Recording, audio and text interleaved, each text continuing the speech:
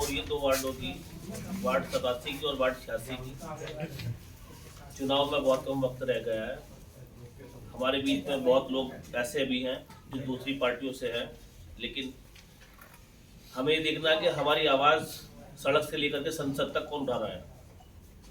चाहे 3 तलाक का मुद्दा हो, NRC का मुद्दा हो, CAA का मुद्दा हो, पार्लियामेंट के अंदर बिल किसने फाड़ा, हमारी आवाज़ किसने उठाई, हमें सबसे पहले ये देखना है। और मैं आपको ये बताना चाहता हूँ कि एक वो वाहिद शख्स अकेला है जो टोपी और दाढ़ी पहन करके पार्लियामेंट में खड़ा होता है और बिल को फाड़ देता है। ये कोई आम बात नहीं है, छोटी बात नहीं है बिल फाड़ना पार्लियामेंट में। इतने लोगों के बीच में जहाँ अमित शाह और नरेंद्र मोदी बैठे हुए हों। खैर, हमारी लड़ाई सीधी सीधी भारतीय जनता पार्टी से है। चाहे वो मेरठ का चुनाव हो, गुजरात का चुनाव हो या कहीं का चुनाव हो, हम समाजवादी पार्टी की तरह या बहुजन समाज पार्टी की तरह नूरा कुश्ती नहीं लड़ते कि नीचे लेकर खाकी पहन लिया और ऊपर सफेद रंग का हमने चोगा ओढ़ दिया। हमारी सीधी लड़ाई है, सीधी हमारी कहना है कि आप मुसलमानों को आरक्षण दीजिए, जो मुसलमानों के हकूक है उन्हें दीजिए। जहाँ जहाँ दंगा फसादात हो रहे हैं उन्हें रोके किसी भी कीमत पर, क्योंकि ये संविधान का हिस्सा है। आर्टिकल 25 जो संविधान की धारा 25 है वो हमें कहती है कि हम कहीं भी जा सकते हैं, कहीं भी अपनी मर्जी से खा सकते हैं, कुछ भी ओढ़ सकते हैं, कुछ भी पहन सकते हैं, अपनी मर्जी से किसी से भी शादी कर सकते हैं। अगर हमारे साथ इन चीज़ों का मामला हो रहा है कि हम अपनी मर्जी से कुछ नहीं खा सकते, हम अपनी मर्जी से कुछ ओढ़ नहीं सकते, तो ये हम पे जुल्म है। सच्चर कमेटी की रिपोर्ट आप लोगों के सामने है। सच्चर कमेटी कह रही है कि आज मुसलमानों की हालत हिंदुस्तान के अंदर दलितों से ही बदतर है, दलितों से ही बदतर बता दी गई है। इसके जिम्मेदार कौन है? हम है। 10% यादव उन्होंने अपना नेता चुन लिया, 2% पटेल उन्होंने अपना नेता अनुप्रिया पटेल को चुन लिया, 12% दलित उन्होंने अपना नेता मायावती को चुन लिया, 2% कुर्मी उन्होंने अपना नेता राजभर को चुन लिया। हम 30% है, कोई हमारी सुनने वाला नहीं है, कोई हमारी पूछने वाला नहीं है। अदालतें भरी पड़ी हैं हम लोगों से। किसी जमाने में मुलायम सिंह जी ने कहा था, अखिलेश जी ने कहा था कि अगर हमारी सरकार आई तो हम जितने भी बेगुनाह जेलों के अंदर उन्हें बाहर निकाल देंगे। हमारे मुसलमान भाइयों ने जबरदस्त तरीके से वोट डाला, 4 दफे मुख्यमंत्री बनाया उत्तर प्रदेश का, 4 मरतबा मायावती जी को वजीर आला बनाया। आप लोगों ने देखा, बताइए क्या हाल हुआ मुसलमानों का? कोई सुनवाई हुई? हम वोट देते हैं असदुद्दीन ओवैसी के नाम पर, हम वोट देते हैं बहुजन समाज पार्टी को, आवाज उठाते हैं हमारी असदुद्दीन ओवैसी। हम वोट देते हैं समाजवादी पार्टी को, आवाज उठाते हैं असदुद्दीन ओवैसी। हमने तो उन्हें वोट नहीं दिया। वजह क्या है? वजह यह है कि ला इलाहा इल्लल्लाह मोहम्मद रसूलुल्लाह। हिंदुस्तान में ही नहीं, आपने देखा अफगानिस्तान में अगर किसी मुसलमान पर जुल्म होता है तो दर्द हमें होता है।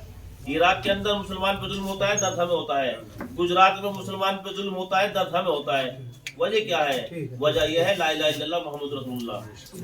ये कहा गया है कि जहाँ जहाँ भी मुसलमान हो तो आपका कलमे का शरीक भाई है। जात बिरादरी को छोड़िए, जात बिरादरी में बटे रहोगे तो हाल बहुत बुरा हो जाएगा।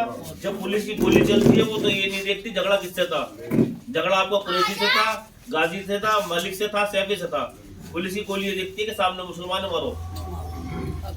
मुजफ्फरनगर का दंगा हुआ, पुलिस ने किस तरीके से मुसलमानों को मारा, उन्होंने ये नहीं देखा कि झगड़ा कुरैशी का था और जाट का था। जबकि वहां लड़का शाहनवाज कुरैशी था और जो मरे थे वो जाट थे। पुलिस की गोली ने देखा, सरकार ने देखा कि मुसलमान न मारो।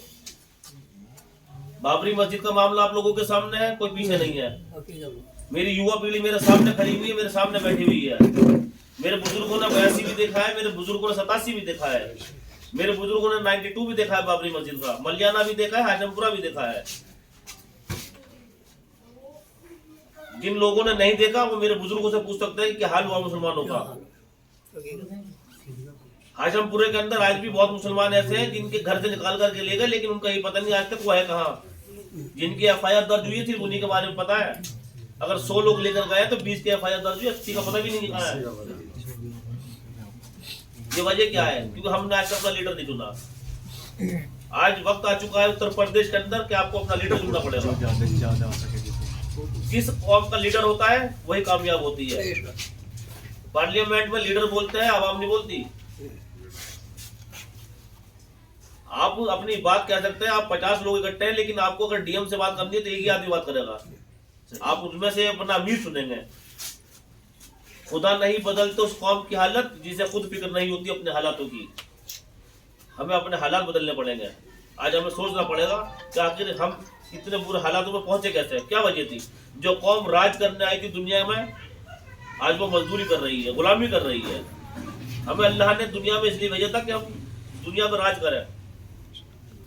आज हालात ये हो गए कि दुनिया हमारे ऊपर राज कर रही है। तो मैं ज्यादा ना कुछ कहते हुए आप लोगों से यही कहूंगा, आप लोगों से अपील करूंगा कि अपने मोहल्ले में, अपने समाज में, अपने जहां जहां भी आपका मामला हो, उत्तर प्रदेश में जहां जहां भी आपके रिश्तेदार रह रहे हो, कि आप हमारी पार्टी के लिए काम करें, आप हमारी पार्टी को वोट दीजिए।